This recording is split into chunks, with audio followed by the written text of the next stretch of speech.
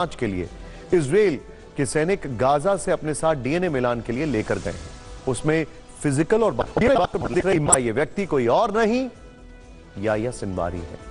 Sinwar के मारे जाने की पुष्टि संयुक्त राष्ट्र में इजराइल के एम्बेसडर ने भी कर दी है। यकीन जानिए सिनवार का मारा जाना हमास के लिए, हिजबुल्लाह के लिए, हूती के लिए, यहां तक कि खुद ईरान के लिए भी बहुत बड़ा झटका है, क्योंकि इजराइल इससे पहले भी ईरान समर्थित गुटों के टॉप लीडर्स को मार चुका है। यहां पर आप अभी सिर्फ 3 बड़े नामों पर फोकस कीजिए। हसन नसरुल्लाह नंबर 1, इस्माइल हानिया पहला नाम आपके सामने आया। इस्माइल हानिया हमास चीफ था, अब बाकायदा ईरान में मारा गया। नसरुल्लाह नंबर 1, इस्माइल हानिया पहला नाम आपके सामने आया। इस्माइल हानिया हमास चीफ था, अब बाकायदा ईरान में मारा गया। नसरुल्लाह जो है हिजबुल्लाह चीफ था, इसको पूरी तरीके से उड़ा दिया गया। कहां पर? लेबनान के अंदर। और फिर याह्या सिनवार जो कि गाजा में पैदा हुआ, गाजा में मारा गया। अब इजराइल पर पिछले वर्ष 7 अक्टूबर को हमला हुआ था। उस हमले का मास्टरमाइंड याह्या सिनवार ही था। याह्या सिनवार उसी दिन से इजराइल के रडार पर था। अभी कुछ दिन पहले भी यह खबर आई थी कि गाजा में इजराइल की सेना को याह्या सिनवार की सटीक लोकेशन मिल गई। हालांकि तब इजराइल ने उस पर हमला इसलिए नहीं किया क्योंकि उसके साथ सुरंग में कुछ बंधक भी थे। असल में याह्या सिनवार उन बंधकों को एक शील्ड की तरह इस्तेमाल कर रहा था। वो जहां जहां मूव करता था वहां वहां वो बंधकों को साथ लेकर चलता था। लेकिन आज ध्यान से सुनिएगा, आज गाजा में हमले के वक्त इजराइल को इस बात के इनपुट्स मिले कि वो एक इमारत में अपने सिर्फ कुछ लड़ाकों के साथ है और वहां बंधक नहीं है। यह खबर जैसे ही इजराइल को मिली, उसने फौरन एक्शन लिया, सटीक हमला किया, सिनवार का दी एंड कर दिया। वैसे आपको बता दें कि याह्या सिनवार के मारे जाने के साथ ही इजराइल ने हमास की पूरी लीडरशिप को अंत कर दिया है, क्योंकि इस्माइल हानिया के मारे जाने के बाद 61 साल का याह्या सिनवार ही लीडर बनाया गया था। लेकिन उससे पहले यह देखिए आप, 13 जुलाई को इजराइल ने खान यूनिस इलाके में एयर स्ट्राइक करके हमास के टॉप कमांडर मोहम्मद दाइफ को मारा। हमास चीफ इस्माइल हानिया को 31 जुलाई को तेहरान में मारा। हानिया के बाद सिनवार ने कमान संभाली तो आज इजराइल ने उसे भी मार गिराया। और सिर्फ हमास ही नहीं, बीते 1 वर्ष में इजराइल ने ईरान समर्थित दूसरे गुटों के टॉप कमांडर्स को मार गिराया है। इसमें एक नाम नसरुल्लाह का भी शामिल है। यह लिस्ट देखिए जरा। और हिजबुल्लाह के टॉप लीडरशिप के खात्मे की यह चेन आपकी टीवी स्क्रीन पर दिखाई दे रही है। वैसे इजराइल ने इसी 1 साल में ईरान की सेना के भी कई बड़े अधिकारियों को मार गिराया है। IRGC के अधिकारियों की बात हो रही है। लेकिन अब इंटरेस्टिंग बात क्या है, कहते हैं कि ईरान ने एक रिंग ऑफ फायर बनाया था। उस रिंग ऑफ फायर में उसके 3 बहुत बड़े हमसा था, हिजबुल्लाह और तीसरा था हूती।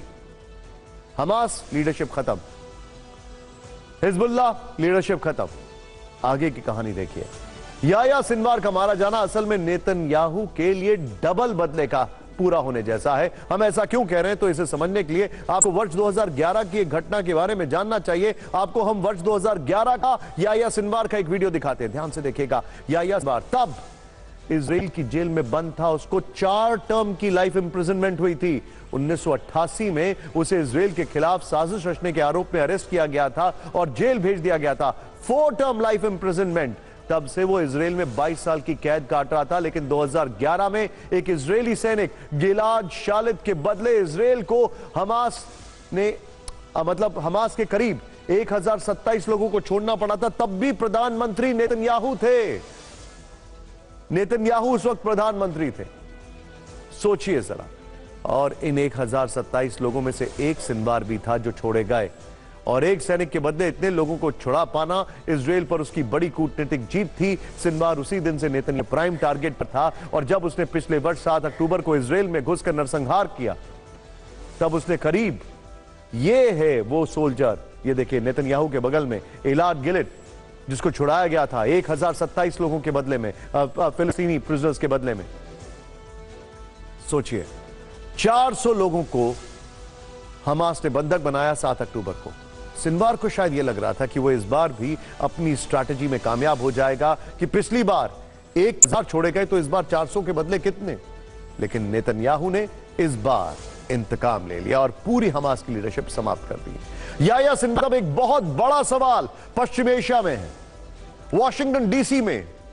वो सवाल यह है कि अगला नंबर किसका है? इजराइल के टारगेट पर अब कौन होने वाला है? क्या इजराइल की हिट लिस्ट में है?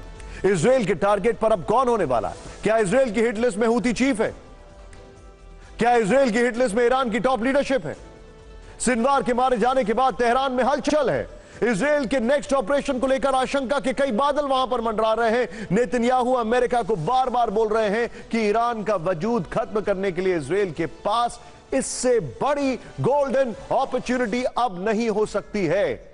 लेकिन अमेरिका से अभी ईरान पर बहुत बड़े हमले को लेकर हरी झंडी नहीं मिली है।